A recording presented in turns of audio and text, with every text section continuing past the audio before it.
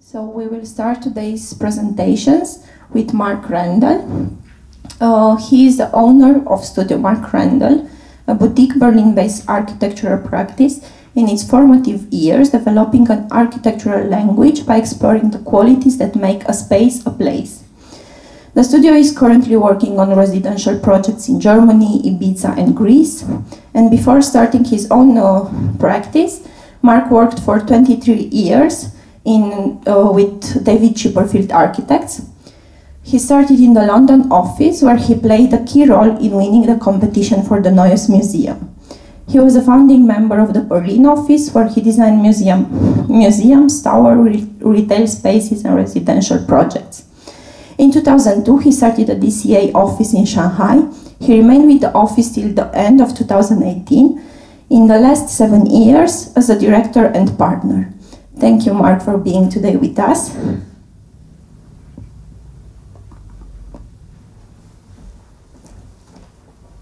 Thank you very much. Can you hear me well? Good. So my name is Mark Randel, as written on the screen. I have divided my talk in 2 parts. I'm going to tell you a bit about my person first. It's maybe a little bit egocentric, but I also did it for myself, this lecture. And in the second part, I have summarized some thoughts about architecture in general that I'm occupied with at the moment. I was born in the lovely mid-sized town of Heidelberg to a family of creatives. My mother, an art teacher, and my father, an enthusiast of architecture. There I received a classical education with Latin and Old Greek being the main languages at my school. As I grew, I often traveled with my family to Greece and Italy, where I became familiar with classical architectures as we went to see many ruins. When I was 9, my mother married an art professor. Together we would often leave on holidays to discover churches and museums. I always liked to photograph during these travels, mostly architecture. I started with my first Minolta camera when I was 12 years old, a hobby that I still continue today.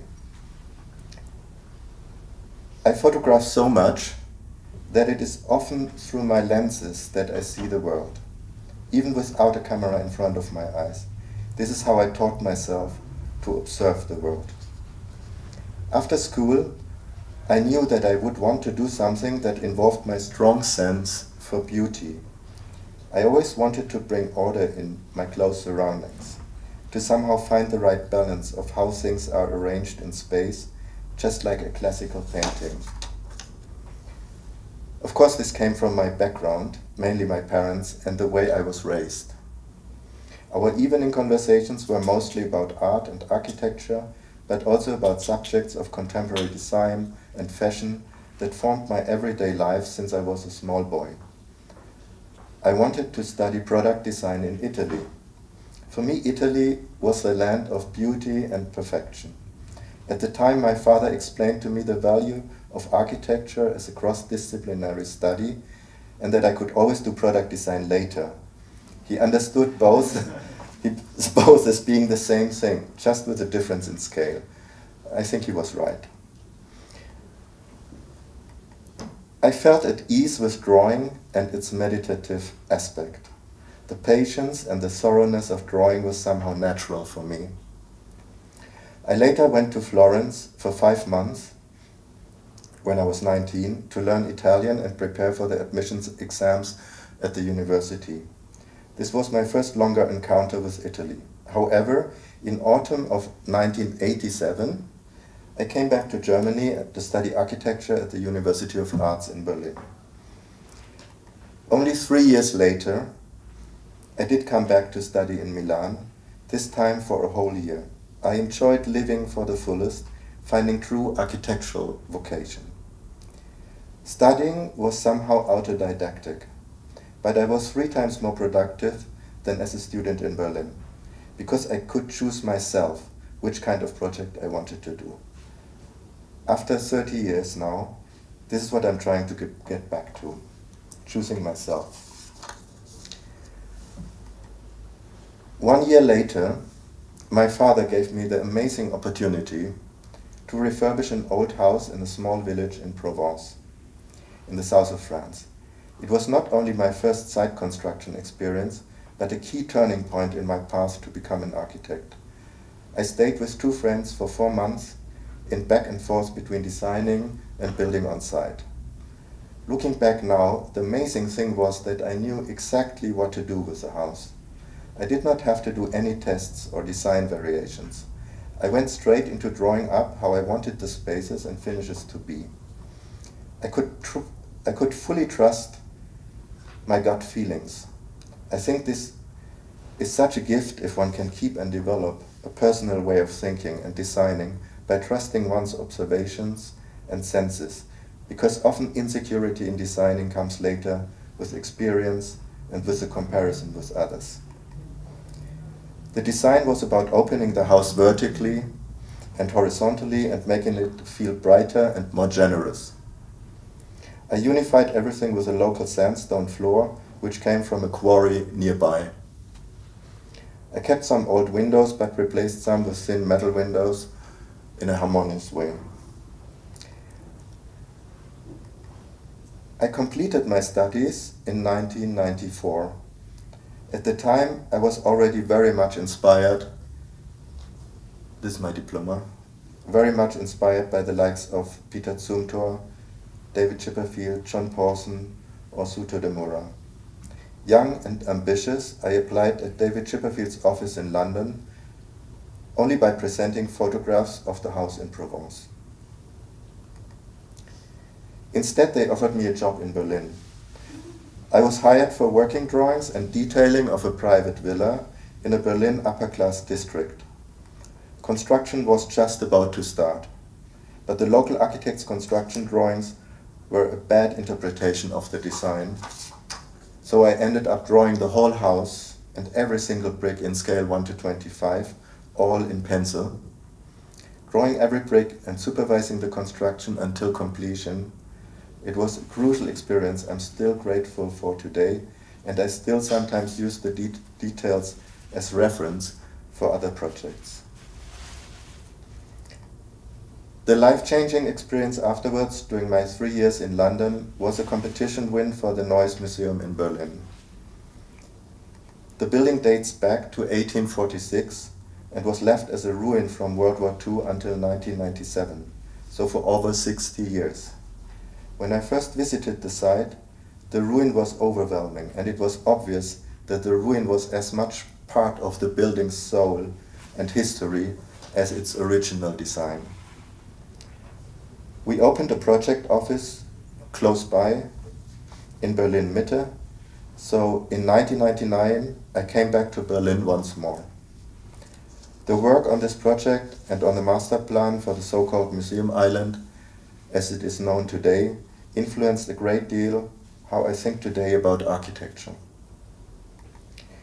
It was there that I really learned to feel great respect for the remains of the past, the passage of time, and the traces of history. We decided to keep all traces and only re-establish the form of the building with one abstract, unifying material. From 2002 onwards, I started doing many projects in China. Amongst other projects, we even restored 12 colonial buildings, these ones, along the so-called Bund. We have applied similar principles that we learned from the work on Neues Museum. I continued working in China with David Chipperfield until 2018, while I was already running my own office.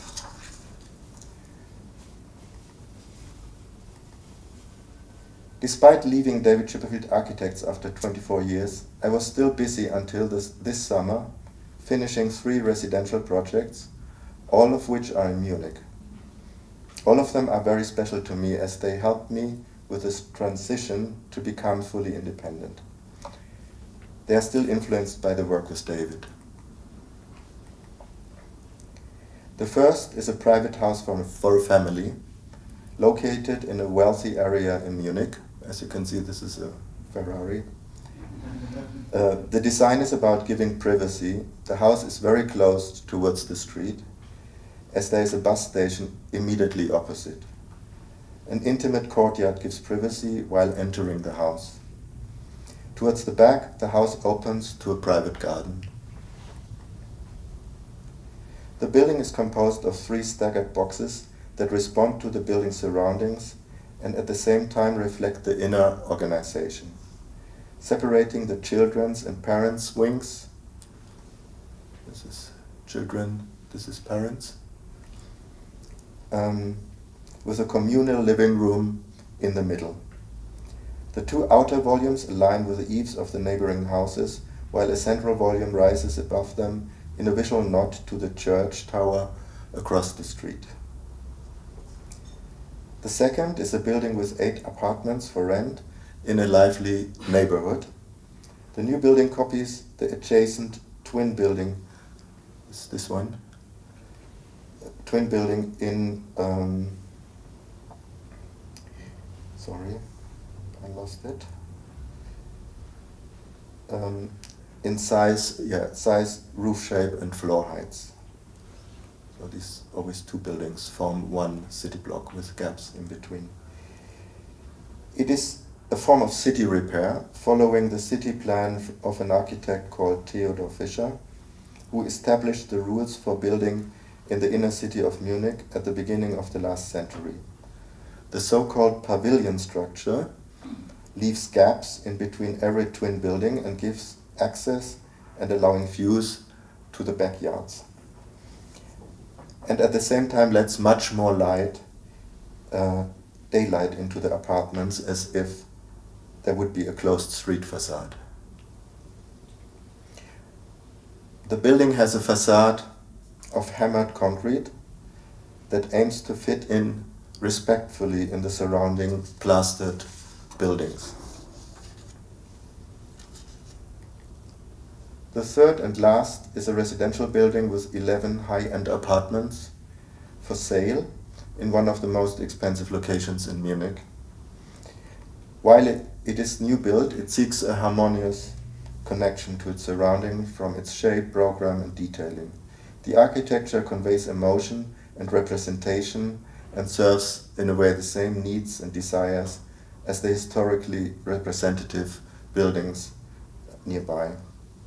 I wanted to create spaces for living that convey a feeling of generosity through staged visual access and through extensive views of the surrounding green. The lavish use of space makes walking through these apartments a pleasure. Inside, few but very conscious and high-quality processed materials give a warm and luxurious feel. I'm not elaborating anymore on these projects. Just recently, we have completed 2 interior projects. One is the reorganization of a classic Berlin apartment for a family.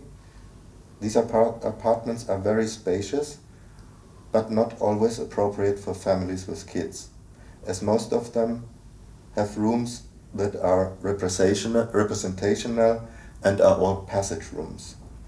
That's why we have moved the kitchen to the central space of the apartment.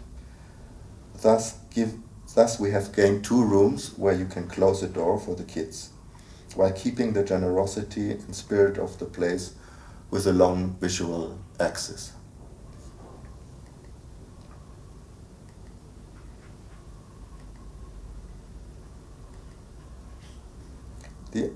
The other one is a studio for a quite famous hair colorist in Berlin. It is a light-filled space with an art gallery atmosphere. We wanted to reveal the idiosyncrasies of this space with little effort. The walls were partly straightened, the floor is an unsanded terrazzo to achieve a soft finish, and on one side of the room we've opened the space to a staircase leading to a newly created gathering area in the basement. We closed the main entrance from the street and positioned the curtains in such a way to create an empty store window, thus giving privacy and evoking curiosity at the same time.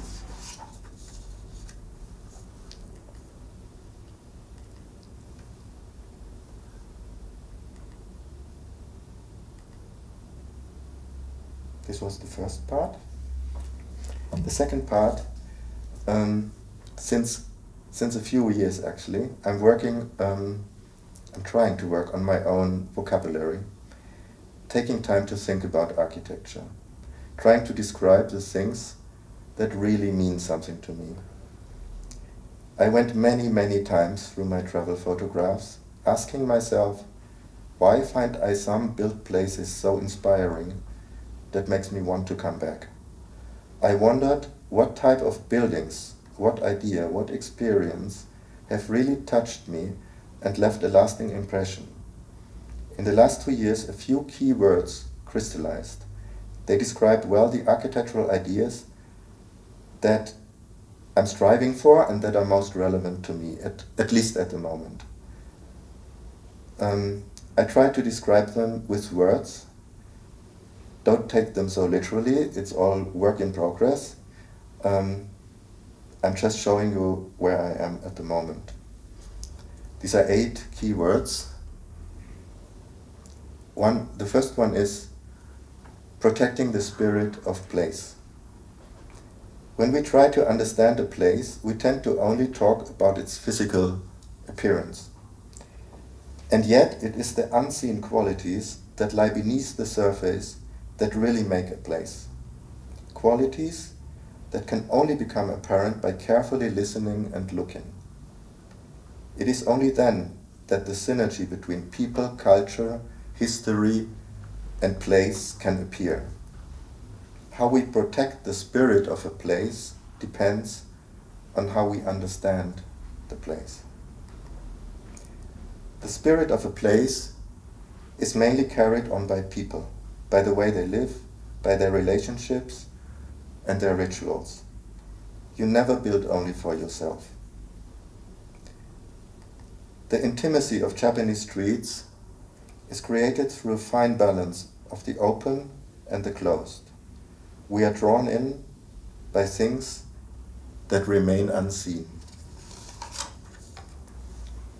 Sometimes it is the act of looking, the very act of looking, that defines the spirit of a place. It takes curiosity to experience something hidden from immediate view. Protecting is about addition and subtraction. Sometimes it is only in creating contrast that the spirit of a place appears. On the left image, the roughness of the rocks becomes more rocky by contrasting it with this simple platform. Alvaro Siza project. On the right image, a street is created only by subtraction of the rock. Second one, seeking shelter.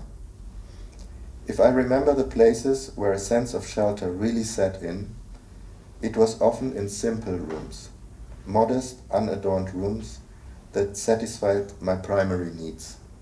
For me, it's about finding the poetry these rooms contain, the comfort of their protection, the trust that in this space we can let go. When the quality of a building becomes clear, an authentic and often beautiful dialogue emerges between the landscape, the people, and architecture. I'm quite fascinated by historic courtyards. Something about these archaic forms of shelter, their scales, proportions, openings, the sky. Sometimes it is in the comfort of these spaces balanced between architecture and nature where I feel the greatest intimacy. There is no shelter without separation from the outside. The poesy in the subtleness and the right balance of this connection, so that one does not feel isolated. The feeling of shelter is not only limited to the body, but also to the mind. Framed empty space shelter us from distraction. It is like watching the vastness of the sea. There's something so sheltering about that. Enriching the use. How we experience everyday life is determined by our most frequent activities. Entering a building, opening a door, going to the bathroom, walking barefoot in the morning. They take place every day, but compete with so many other habitual demands that they hardly receive attention. In my opinion, the true purpose of architecture is to create a forum for these most basic activities, the experience of which plays such a fundamental part in our well-being. It is about developing a profound relationship to real necessities of day-to-day life. To enrich is not to focus on the simple for fear of overlooking it, but to elevate the simple to the sublime. For me, it's about upgrading everyday life and thereby enhancing awareness of the moment. An enrichment of use, not through excessive stimuli, but through mindful interaction between human and thing. The turn of the lock, then the pull on the door as a second step. When each individual part receives the same attention as the whole, there emerges a more profound relationship with the house and its elements. Entering a building, often it only takes a slight deviation from the norm or some small hidden detail to create a brief moment of pause in our everyday routine.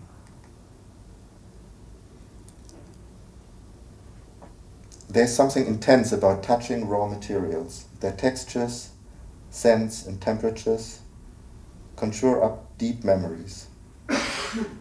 Soft sandstone reminds me of my childhood in Heidelberg. I'm lying by the swimming pool, feeling the grain and weight of the wet stone against my skin, the embrace of its warmth in the sun. What an intimate feeling. Distance is mostly sensed as something negative. Properly staged, a long path can give us joy in movement and space.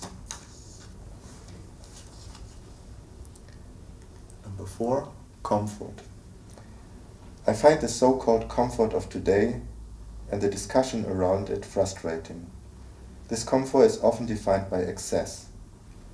There's too much choice because there are too many options for so many things. I have usually noticed and appreciated true comfort when it has satisfied a real need and when it involved a certain effort, however small. A fireplace in a cold room, a comfortable chair after hours of standing, a place in the shade on a hot sunny day. Only then did I enjoy real comfort and feel my body relax. In simple contrast arises the greatest comfort. Looking at the fireplace, it is the cold of the space that allows us to feel the warmth of its presence. So that comfort can be experienced also means accepting the natural conditions to a certain degree. If you are capable of that, sometimes simple means are enough. There's something so mysterious yet comforting about sitting in scarce light. It is almost that space does not need anything other than shadow as its object. The passage of time. Buildings that tell the story of a place and its culture fascinate me the most. Spaces in which the duration of their existence remains perceptible because the signs of use by humans and nature have inscribed themselves in there. In fact, timeless architecture is often only understood in terms of aesthetics. In my opinion, however, it is about more than that, about a critical examination of the past. It's about designing buildings in such a way that they allow time to pass in order to be able to develop further. Only then can a connection be made between the achievements of the past and the requirements of the present and the future. To build timelessly means not only to build for permanence, but also to continue the existing through repairs. Remembering old traditions, how to ensure materials last and which have been tested over time, can be much more future-proof than the latest technology.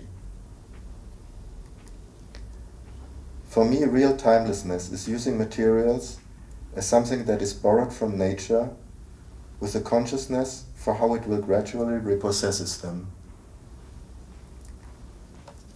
Time manifests itself at many points in a building. Here I see the crack and its perfect imperfection. Construction matters. The relentless progress and focus on efficiency means that buildings are reduced to standards and surfaces, loaded with artificial narratives that can be copied anywhere in the world. The buildings lose their connection to the place, and the core of the architecture is hollowed out. The selection and joining of the materials are decoupled from the construction, but it is the construction that allows us to feel rooted in the environment, the culture, and the climate. A legible and comprehensible construction allows us to connect with the essence of the building. We feel its weight. The art of construction is not simply the beauty of assembly, but the consciousness for how material properties coexist. I find the question of transparency to be particularly relevant in this photograph. Glass buildings today are almost never transparent. To achieve transparency is not enough to put glass paints. It goes much deeper into the mastery of the delicate and graceful interplay between light, shadow, and mass. I find construction to be more about harmonizing the natural traits of a material, its textures, density, and tractability. Two more. Idiosyncrasies give character. Today's development of constant optimization and increase of efficiency ultimately creates a lot of repetition.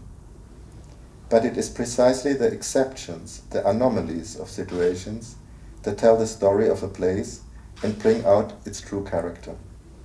Accepting these idiosyncrasies, finding beauty in the irrational and nuanced, is what makes a place unique. It is the unplanned idiosyncrasies that are most interesting, because they unintentionally express the people's character. Sometimes the special character arises from the fact that non-architects determine the expression by dealing with the imperfections of architecture. Pursuing idiosyncrasy is accepting the inconvenience of topography as an inherent part of the built form. And the last one, sense of care. It's probably one of the most valuable lessons in architecture for me. Nothing meaningful can come without care. Good architecture needs care in construction and maintenance in order to stand the test of time. The more people deal with how materials are procured, assembled, and maintained, the more meaningful a building can become. For the builders, the residents, the environment, and the culture. For me, caring means not only maintaining, but above all conscious perception. Materials carry stories and memories within them. Some might think it's romantic. I call it the awareness of the real heart of things. Repairing a material with care is not just about preserving, but above all about the ways in which what is added can continue the properties of the existing. Care also means having patience for the complexity of the craft. When you work with craftsmen who take great care in their work, you are rewarded with a precise expression of form. The beauty of space evolves both from the care towards the material, but also the way in which it is assembled ever so gracefully. Thank you very much.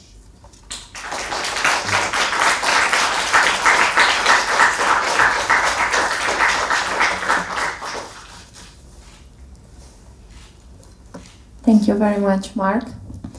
And if you have any curiosities or questions about his work, I think now it's a good time.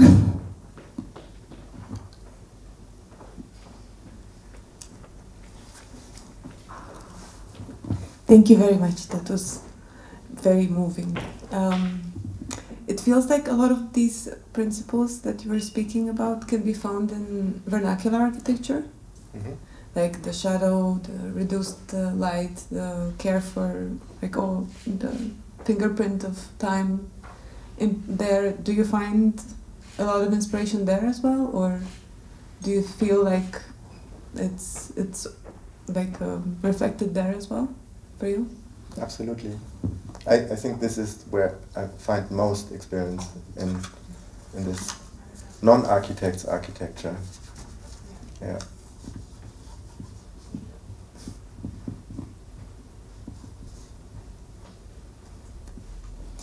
Thank you. There's one more question. Yes. Oh, was it me? No. Did I push the wrong button? Wow.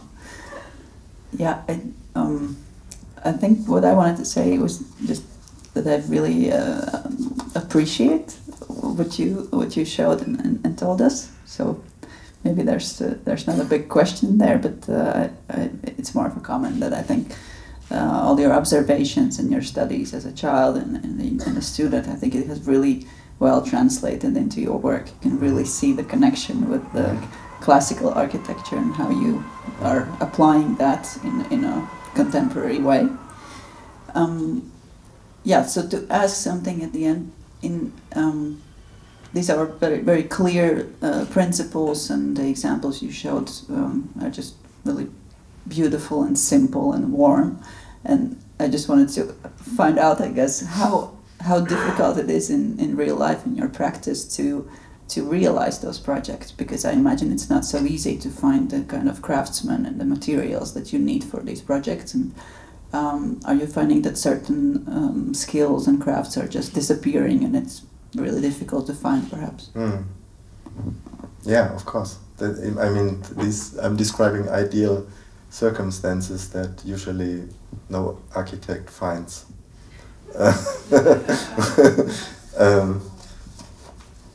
Yes, that's why it said in the beginning it's the formative years. So unfortunately, I have very good craftsmen in Munich because I finished these 3 projects there, but I have to build this in Berlin still. And the collaboration with craftsmen is absolutely essential because you learn so much from them if they are good, that it can be really a marriage that can create a miracle if you collaborate early with craftsmen. Yeah. So do you collaborate with them already during the design process? Yes, always. I always go to them and ask them lots of questions, and yeah. Thanks.